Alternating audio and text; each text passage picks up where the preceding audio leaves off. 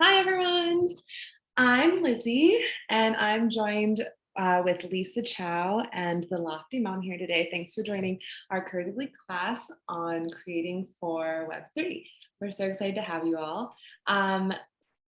I first of all want to make sure that everyone knows that you can ask us anything throughout the class, and you can do so using the Q&A button at the bottom of your screen. So be sure to use that. We'll be able to leaf through questions and we'll get to as many as we can before the end. Going back to introductions, I'm Lizzie and I'm the head of Creator and Experiential Marketing, and we're just so excited and grateful to have both of these incredible artists and mothers here with us today. So I'm actually going to quickly pass it over to Lisa. If you'd like to quickly introduce yourself and tell us a little bit more, and then we'll hand it over to Alyssia. Thank you so much, Lizzie. I'm Lisa Chow. I am based here in Houston, Texas, along with Alyssia, and I am a self-taught artist. So a little bit about me, I went to business school, so I did not go to art school.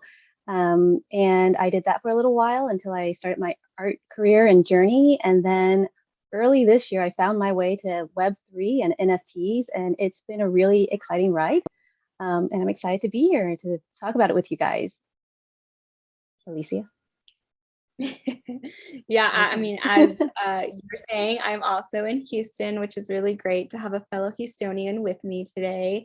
And my background really stems in fashion design. I actually went to school right after high school into a fashion school, got an internship in New York at 19 and was there like living life and loving it.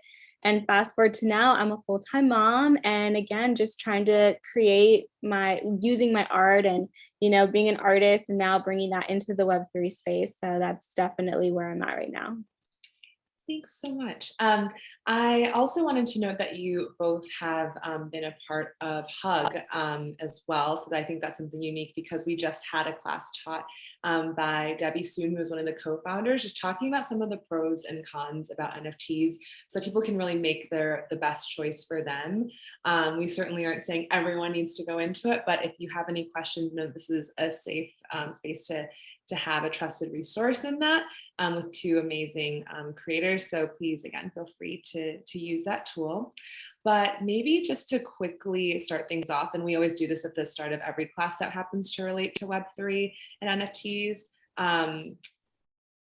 we want to just kind of get to know well, first of all of you who are in the room with us, and also get an understanding of what you guys know about the space so that we can kind of angle our class accordingly. So the first question is just a fun icebreaker. We just want to know how you guys are doing today. There's three options. One is amazing, good, could be better, which is very real. It's Wednesday, it's hump day. It's starting to be summer and we're probably inside, I'm assuming. So let us know how you're doing. And then we'll dive into how much you guys know about Web3 and NFT creation. And Alyssia and Lisa, feel free to do it too if you would like. Well, it says that we're not allowed to vote. Oh, awkward. Okay, never mind. Well, I was gonna say could be. Oh, I was gonna say could be better. I've been home with a sick kid. Oh, okay. No. True. So talk about Web3 and juggling parenthood. So. Okay, cool. Well, that makes sense that you could be better. So you're part of 26% of the class that could be, but everyone else is doing pretty good. Could be better. Yeah. Amazing. All right, and then to the fun questions. So in terms of your familiarity with Web3, how familiar are you guys with it? Are you new to the game? Do you have a general understanding? Do you have a pretty good grasp on what that means when I say it? Or are you basically an expert in terms of the three levels here? Looks like so far as I'm seeing the results come in, I know that you guys can't see it, but it looks like a lot of people are really new to the game or have like a basic understanding for the most part. That would be about like 70% of the class. So I'm going to go ahead and share the results so you guys can see. We do have some people who have a pretty good grasp on it, but that way, Alyssia and Lisa, we can kind of discuss concepts and advice with that in mind as people are getting started or just kind of getting their feet wet. But for those who are pretty much experts in this or have a good grasp, don't be afraid to drop in your questions too. We're happy to tackle those. And then the last question I have for you guys for the poll is if you've ever created an NFT before. So it's yes or no. And the results are currently coming in. It looks like the vast majority in this class have actually not made one before. It looks like roughly 24% have, and 76% have not. So a lot of people are interested in learning more, it sounds like. So we'll be sure to, again, keep this in mind as we go forth. But thank you guys for doing that, and feel free to drop any questions again in the Q&A or drop it into the chat. We'd love to hear from you. But maybe just as like a refresher for those, especially who were really, really new to the space, do one of you guys want to quickly tackle what is Web3? What does that mean? Yeah, I mean, I can go. Really, Web3 is just, when you think of Web2, it's like social media, Instagram, Facebook, really at that level. When you think Web3, it's more of the, they say the metaverse and all these things. And so it's really just a bigger way to connect and to just dive in deeper with people from all over, but through like the crypto world in a sense. So that's, to me, like how I understand, like when you think of Web3, it's just a whole nother ballpoint of just not this one social media outlet, but you're really going into a whole world where you can talk to everybody. I don't know if you yeah, I wanted to add on to that from my kind of loose understanding also is that Web 2 is very much where it's user, like social media, like it's user generated information, but it's still owned by someone else. Like it's owned by Facebook or it's owned by Instagram, who is Facebook, but like it's all your data is kind of owned by someone else. And if they wanted to, they could pull it at any time, really. But in Web3, it's more decentralized. I think that's the key word for Web3, where we have the information now, where we control it and we are stewards of our own, we're our custodians of our own info. That is fascinating because I never heard of it put that way. So that's great. And then also another question kind of related, just again, quickly doing a 101 is what exactly is an NFT, a non-fungible token? Do one of you guys want to take that quickly and then we'll dive into some of our questions?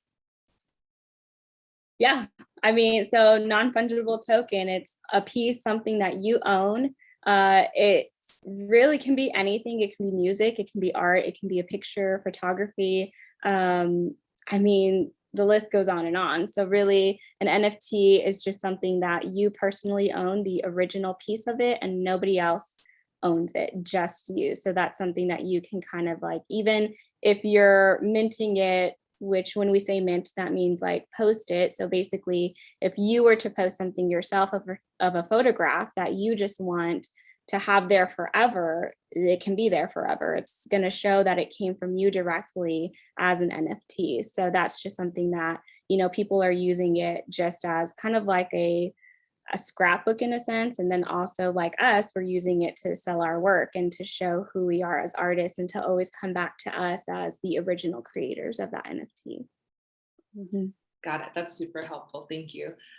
Actually, kind of related, Lisa, because I was just reading about this in your bio earlier today, but do you mind telling everyone how you got into NFTs to begin with, or the Web3 world? And then Lisa, I'd love to hear how you got started as well, because especially since Lisa, I know you had a different career initially. So I'd love to hear about how you both discovered it and how you knew that this is something you wanted to pursue.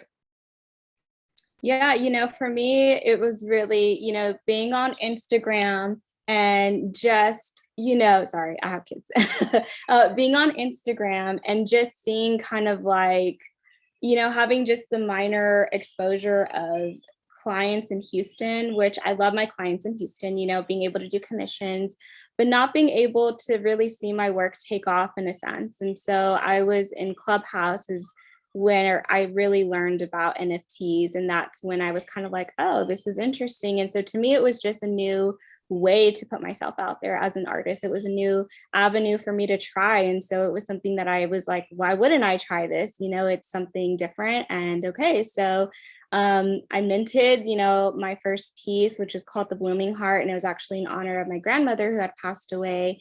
And it was such like a healing process as well, because art is very like emotionally driven for me sometimes. And so when I did that first piece, it was really like, okay, I'm in this now. Like I'm going to fully commit to the NFT space and really just see where it goes. So it's been exciting to see how much it has grown since Clubhouse to now, where really Twitter is just where it's at. And so having to grow from ground zero from Twitter, also coming into the NFT space, it's just been such a great journey. But yeah, that's how I kind of got into the space.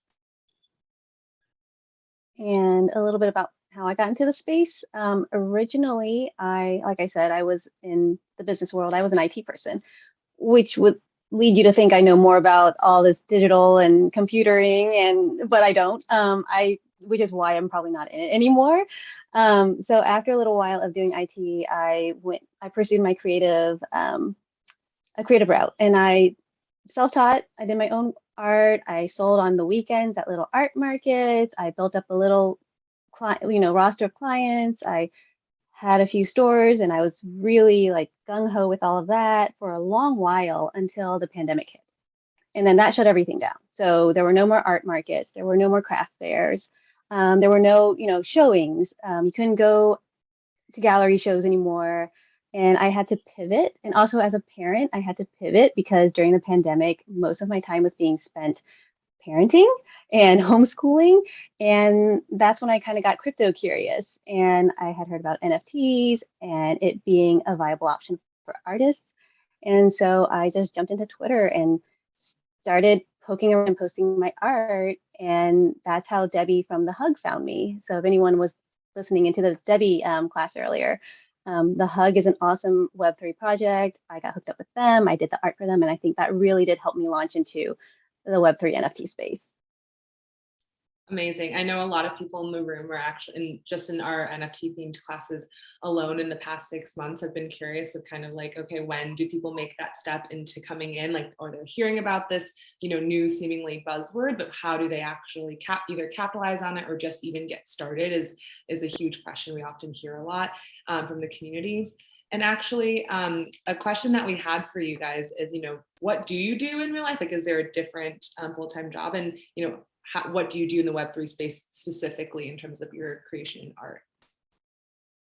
Well, for me, I am a full-time mom. And so that's, a big job on its own. But, as we're saying, like, being in, we say Web2, like really trying to promote my art and just sticking to that. But ever since I learned about NFTs, I've just been full-time NFT space. So I'm always on Twitter, always trying to make connections, doing Zoom calls. So that's really right now what I'm doing as an artist, just really navigating it into the NFT space. Yeah, and just like Alicia, I am also a full-time mom. So in Web3, everything moves so fast, and it can feel like you have to always be on Twitter, on Discord, keeping up with, what's trending, what the projects are doing, what is crypto doing. And it's really tricky to balance that. And in real life, I am an artist too. Like I had said, balancing the kids and then balancing art shows and art markets and trying to hustle culture, like get your work out there on Instagram or hustle with these stores or try to get your work in print somewhere. It's hard. And everything just got even harder in the last couple of years. And so many, I think, people were just looking for a pivot. And Web3, there's a community there that I think is just really receptive to art right now. Hopefully it stays that way. And I have found artists and myself included and Alicia, like we've been able to find success there we have been able to find success there quickly that would have been Web2 and an Instagram and all that taken years maybe. So I think it's just accelerated everything. Yeah. And I guess a question actually, because I know, again, we talked about hug a little bit, but community is a word that's used a lot in Web3, like democratizing, we're doing this for the community and, for everyone. How does this, in real life word or Web2 word really translate into Web3? I mean, I think it just shows like in Web2, a lot of artists, and I didn't meet Lisa outside of the NFT space, but I know I have talked to other artists asking like, hey, like what did you use for this? Like this is awesome, and not get a response. Like it's a little bit more like, well, I don't want to share, like everything. But when you go to the Web3 space and you reach out to artists, it's like, oh my gosh, look at her work. Like I will wholeheartedly be like, this is Lisa's art, like you have to buy it, like I love it, you know. And I feel like that community is just so much different because it's really about uplifting everybody and trying to, again, just show we're all here for a reason, like we're all trying to make this happen as artists, and there's not really competition yet, like in that sense of like I don't want to help her, or I don't want to like reach Mhm. out to kind of help build that community. So it really is about the community, I think. Yeah, definitely. Community is a word that gets thrown around in Web3 a lot. And I think community is what you make of it as well. So I've been fortunate to like, I really kind of just find the women in the space, the artists in the space, the people of color in the space. And I do feel like there is a sense of, mutual uplifting each other. And there is less of that competition that sometimes can rear its ugly head in Instagram with the glamorizing this picture perfect life and on Instagram and who has it better. And so, yeah, I feel like Web3 people are a little bit more down to earth in that area. That makes a lot of sense. Actually, we had a question kind of related to that. I know we just talked about Instagram, but a question from the audience that we got from Brittany is, she asked, do you find that social media like Instagram and Twitter are the best places to promote your NFTs, or are there marketing options on different NFT platforms to kind of, get traction and to learn from others? I would definitely say Instagram is not so great for marketing NFTs, but Twitter is where it's all the action is for sure. I don't know if Alicia, Yeah. you have more experience with some other areas. I definitely think Twitter is where to go. I feel like you just reach the masses. It's like Twitter NFT world. So it really is, I think, better to market there. Not to say that, Instagram isn't good. I feel like there's a lot of people on Instagram that are interested. And I think it could cause some traction of getting like, well, what is this? And you kind of really sharing. So I definitely think it's going to happen. It's going to be a little bit more beneficial, but right now for sure Twitter is like the best place to go. Thank you. And thanks, Brittany, for the question.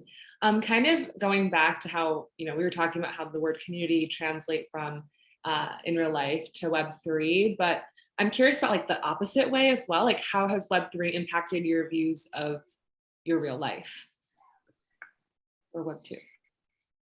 Oh. I mean, it Let definitely me. opened the scope. It has opened the scope of like, wow, people want to see me. They really love my work. They believe in me. They, love my story of, the backstory of where I come from. So I think the scope has just made me feel like invincible in the sense of, okay, like I'm here for a reason. I am an artist and I just need to keep pushing. So true. I feel like before Web3, most of my audience and my clients were, if not Texas based, then definitely US based. And Web3 is so much more international that I have people interested in my work from all over the world now. And also, in what world would I have connected with Randy Zuckerberg like so quickly? Like, I don't think in Instagram that would have ever happened. So it does give you this sense of like, oh, anything's possible. So we'll see. Amazing. And I think that's a very interesting idea that it really, expands beyond the four walls of your city, your home, your country. You can really take it so much further. We have another couple of questions from the audience. Nydia asked, what are some hard skills we should know before we get into Web3, if any are recommended? I would say, okay, I'm bad at this, but probably accounting. I think crypto and taxes and stuff like that is something that we're all kind of ignoring at the moment or just don't have it wrapped around. But that's going to be important to get your finances in order. But in terms of like NFTs and Web3, I think just communication transcends everything. Like if you can communicate well with your audience or the different communities you're trying to get into, or even just communicating what your work says about you, what you're trying to say with your work and your story. Um, yeah, or your branding. Alicia, you have something? Yeah, that's for sure. I think you hit it like right on the head. Like I think just knowing who you are in the space of, again, because a lot of us don't really use Twitter until we get into the NFT space. So I think being able to like build a presence from ground zero, but really authentically and about who you are, is to really know like those whys, your backstory, all of that stuff is really good to kind of push you forward. So communication, I think, is a big thing that you have to really be ready for and putting yourself out there. Mhm. And it sounds like it's not even just communication, right? Because it's also very much about like kind of what you were touching on, Lisa, like marketing yourself, like kind of creating a brand for yourself that's digestible and easily like understandable to create collectors, it sounds like. Do you guys Mhm. want to, I know actually Lisa, you talked a little bit about this, but in terms of like the first time that someone, collected one of your pieces of art through NFT creation, like what did that feel like? What was that like? How did it come about? Alicia was one of my first collectors. Really? I love that. Yeah, so that was awesome. And for me, it's just very validating, I think, as an artist, that because I think it's true for me, but also maybe for many other artists, that you start with Web3 and you start your NFT journey with a different style. So my style in NFTs versus my style prior to NFTs is different. It's my first time really working digitally, and my NFTs are the first time I'm working in animation. So for people to collect that was just very validating. Yeah, for me, I think my first collector was through Clubhouse. So I was talking in a space, and they just really were able to relate to my story. And they were actually twin brothers. So they were like, oh, we need this piece. And I was like, oh my gosh, so it was really exciting. And I think just, how Lisa's saying, that validation of like, wow, like, people can connect with you on a deeper level and really appreciate the work that you're putting out there. So, um, it really has been exciting. And then to just see like every, new collector and having big names collect you, I think that's also exciting as well. Mhm. Yeah, that makes a lot of sense. Actually, a question that we have, and this is kind of taking a step back in terms of understanding the basics of NFTs a little bit, but we have a question from someone who asked about how you can kind of tell the difference between ownership of art, like for example, shared on Instagram versus an NFT piece. They gave us an example, which is, if someone takes a screenshot of a painting and says they own it, like what's the difference there? Might be another way to think about it. I mean, when you think about it, like a lot of people see the picture of the Mona Lisa, right? Like that's everywhere. You can get Mona Lisa pictures everywhere, but the original Mona Lisa is in a museum hanging on a wall, that that's the original. So it kind of goes into that aspect of NFTs. Like, yeah, people can screenshot my work on Instagram all they want and put it around, but the person who buys that original NFT will be like, that one doesn't matter because I have the original one hanging off my wall. So I think that's where it kind of like, correlates in that sense. Again, people can do whatever they want, but when you think of it in that aspect of like these masterpieces that are hanging in museums, we all know those are the originals and nobody questions that. And so it's kind of like that, the NFT that we create, that is the original piece that you will have. And it has that filter of like Lisa's work. I bought Lisa's work and it shows I own it, but it's made by Lisa. So if somebody then buys it from me, they're going to see, oh, where it was backtracked all the way back to the original creator, which was Lisa. So I think that's also something really great that, we can't see where the Mona Lisa was before, like we can only assume, well, it came from here or there. This is actually showing that footprint of where that piece was.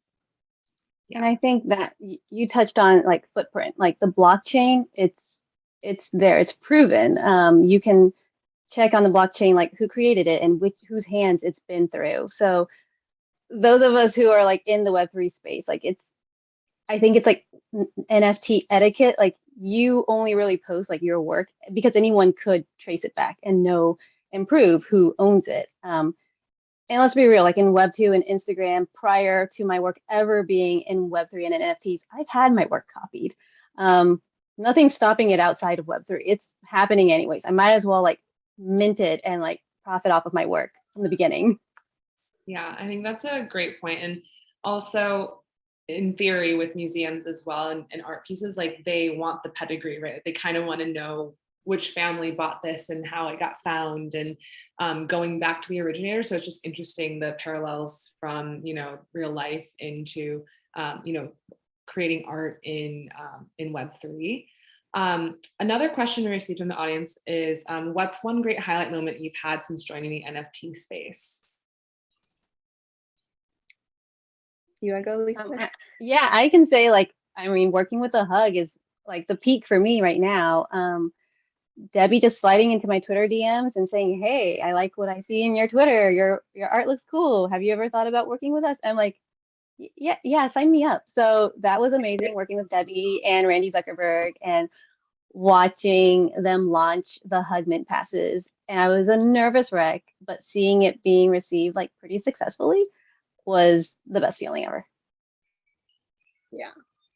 Well, congrats on all of that, because I was really excited when all of that was happening for you. And Thank for you. me, it's been, I think, just to build from zero, like coming into Twitter and seeing like, wow, like I have done this, you know, organically, not by any paid advertisements, nothing like that. And to have Twitter reach out to me, to want to be a Twitter creator partner, I think that was really cool and really exciting. And then they sent me flowers. And then I was like, oh my gosh, I got flowers from Twitter. So I think that was something really awesome, because it was, again, coming from them just like seeing who I was, and they found me through the hashtag Latina artist. And so that's something I'm very proud of. And so to just be heard and seen by a really big platform is really cool.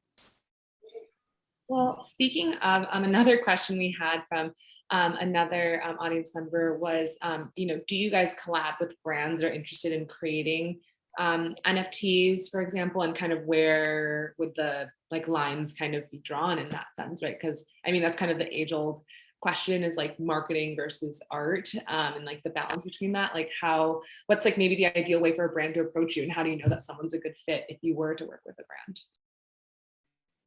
I mean, for example, my experience with the hug, I definitely look at it as like freelance work. So it's definitely a collaboration between myself and the client. Um, and it's like freelance. So we have a contract. We talk about what kind of aesthetic we're going for. Yeah, it's very separate from my own personal projects too. So for me, it's different. I guess whenever someone's asking for a collaboration, personally, I would like to keep it separate. Like my personal projects have a very specific look and feel, and then my freelance projects have a very specific look and feel, because at the same time, I'm also trying to grow my own personal brand. And it would take a very certain specific type of collaboration for the two, I think, to merge. That makes sense. And Alicia, I don't know if you have any like thoughts there as well from like a Yeah, I brand. think especially, you know, like as an artist, how she's saying, like having those contracts and doing, you know, your own thing, but as a project too, I think for some, I want to say that they give you the IP right of that NFT. So sometimes if you buy an NFT from a project that you own the artwork, you're able, sorry, my little one. It's real life. Selena. It is, or it just was Mother's Day. So this is truly This is in real life and Web3.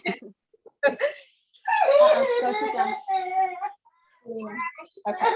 Well, anyway, so I lost my train of thought. No worries, no worries. Okay, now they're going. Okay, no. Anyway, so if you own the IP to that NFT, you're able to use it for branding, use it for whatever you want. So I've seen like Women in Weapons, I think they had like contests like, oh, what's an idea that you're going to be doing with your Women in Weapons? So it's definitely just dependent on projects. But if you're reaching out to like me or Lisa as a one-of-one artist, expect contracts or things like that to where we would collaborate like that, you know. Right.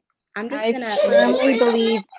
Oh, well, I was gonna say I firmly believe in contracts and protecting your rights as an artist, because like Alicia was touching on, some of these projects, as when they sell those NFTs, you buy the IP right to the art. So I would want it in my contract that maybe my art is used for something offensive or something like that. So yeah, that makes sense. Something to think about. Yeah. Yeah, definitely control the controllables, right, in terms of where your art lives, especially if it's being sold. Another question we received was from someone who is thinking about making a Twitter account to kind of introduce themselves and like into the Web3 like kind of space. How would you recommend like kind of introducing yourself on that platform to maybe like, is there like a right way to make a splash as people just start out and to start to get traction? I think a right way would be, oh yeah. Go ahead, Lisa. Oh, I was gonna say like a right way would be like to like start following, you know, influencers in the space and thought leaders in the space and go to attend their Twitter spaces and see what Discords they're in. And often these little Discord channels, like you can read them and be a part of them without having to be a holder of certain projects. I would say don't just jump in and start like, I guess like promoting everything and trying to like follow everything and trying to enter every contest and retweeting and tagging everyone under the sun, especially people you don't know. That might be the wrong way to start. Yeah, I definitely agree with that. I was going to say Twitter does have Twitter Spaces, also Clubhouse. There's a lot of rooms that you can either learn about NFTs, listen in, ask questions. But I think DMing people is also a really great way to connect, especially if you're not ready to speak up in a space or in a room. That's kind of how, you know, I felt like a lot of my connections have been made. It's just through, okay, DMing, like if I'm listening in a space and I really want to know more or I enjoyed the space that I was in, I will DM like the person hosting it and just saying, when is your next room? And I think asking those little connections, you know, offsite of, you know, Twitter spaces or on a tweet where everybody can see it is kind of just building more of a rapport of who you are in the space and kind of showing like you're there to learn, you're wanting to, you know, make a deeper connection rather than just like show up like Lisa saying and just tagging everything and retweeting and just like blasting yourself everywhere. I think there is a Twitter etiquette that people have to learn in the space because again, it is about, you know, growing and not just like, you know, boom, I'm here. So it's definitely, you got to grow a little bit and learn how everything works.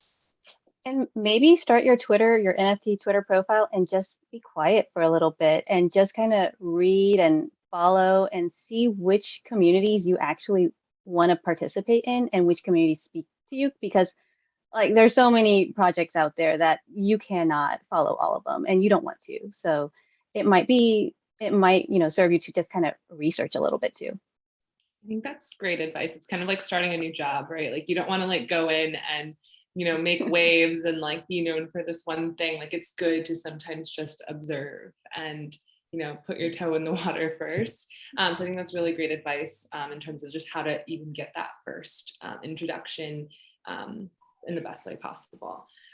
We also had someone ask, you know, what is one piece of advice that you give someone that would like to take their career full time into Web3? Is there any advice that you have from that perspective? I know you both are full-time mothers, which is very much a job, as you know, we also got to see as well.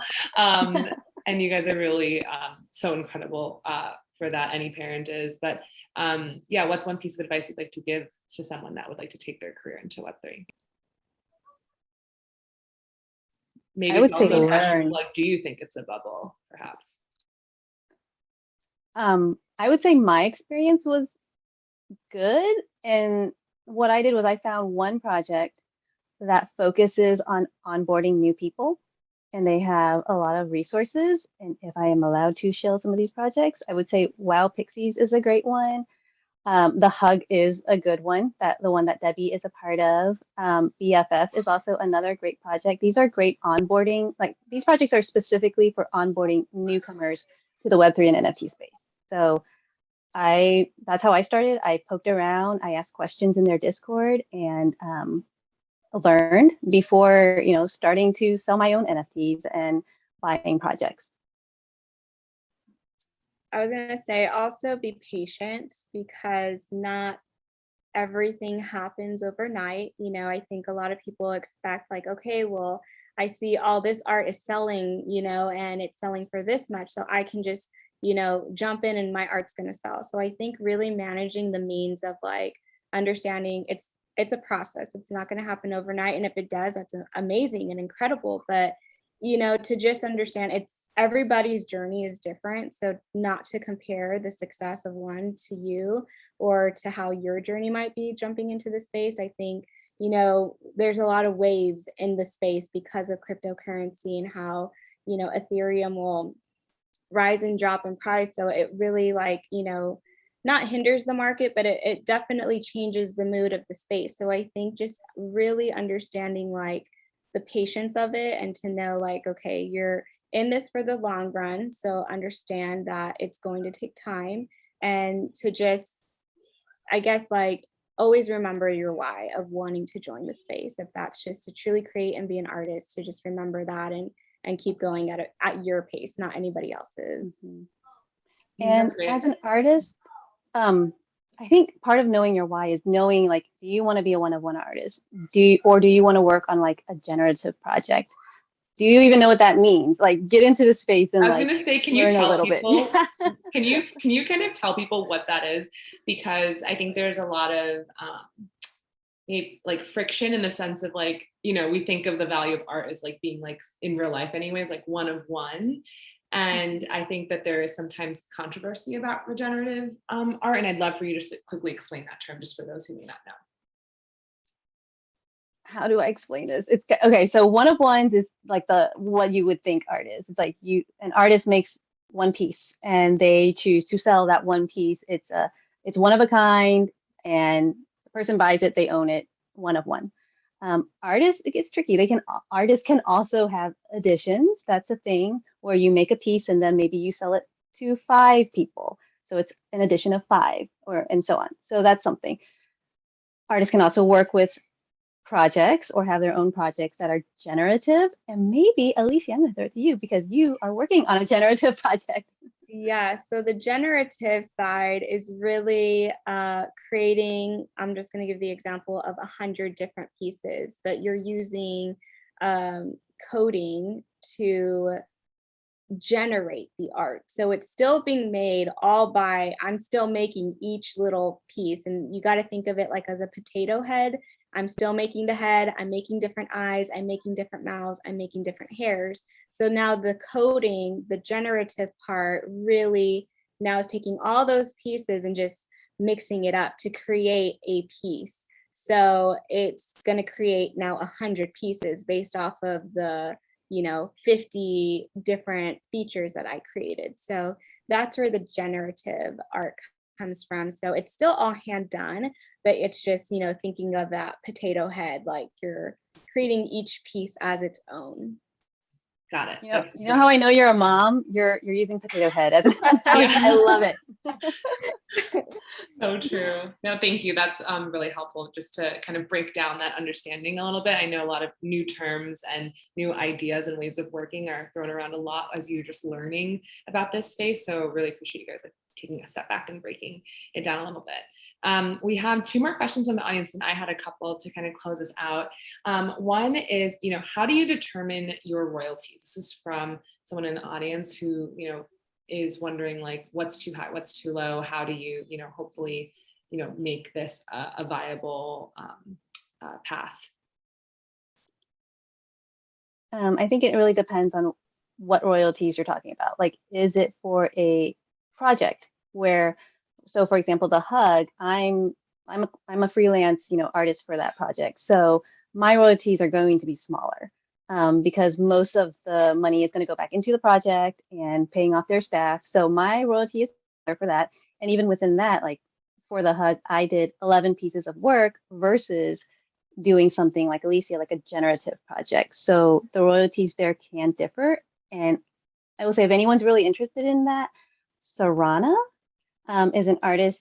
You can find her on Twitter, Sarana, Sarana. She has a pinned tweet that really dives into it with actual numbers and figures. That is a really great thread to read about what to demand as an artist if you are being hired on to work on a project. But if you're talking about royalties for one of ones, on OpenSea, there's a max of, 10%, I believe. Mm-hmm. So they cap it at 10% royalties. So if anyone ever buys your work and resells it, there's a 10% royalty on that goes back to you. But in terms of other platforms, I mean, I think artists should get their worth. So I think royalties, they should be set whatever they want it to be, really. Maybe not 100%, but like, Yeah. 20, I don't know. That's helpful. I guess just to, since we're coming up on time shortly, I wanted to, just kind of ask you both, what's next in terms of your IRL and Web3 projects? Is there anything exciting coming down the pike for each of you? I know we've kind of alluded to some cool things going on, but is there anything that people should keep an eye out for? Well, my husband and I have started a project together. It's called Ethereal Avatars, and we just launched it, I want to say like a week ago.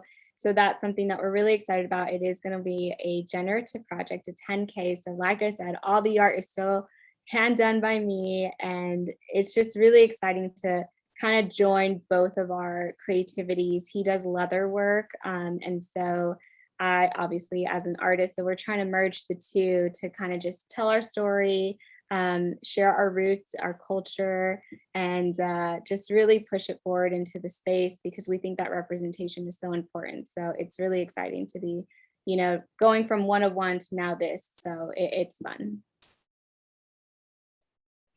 Amazing. Oh my That's gosh, super exciting. Alyssia. Congratulations on the launch of that, Alicia. That's huge. And Lisa, tell us about what you're working on as well in real life and online too. Well, definitely, Alicia, like kudos, because a generative project, a 10K project, is a lot of work. So I'm excited to see it. As for me, currently, I'm focusing on my one of ones. I'm currently working on like building up my collection and building up my little store, my little world of characters. I have these little astronaut girls going on. And for the future, I've been kind of dreaming about doing children's illustrations and picture books. I would love to see these little, space characters in toys or whatever. So I think that's part of the Web3 experience.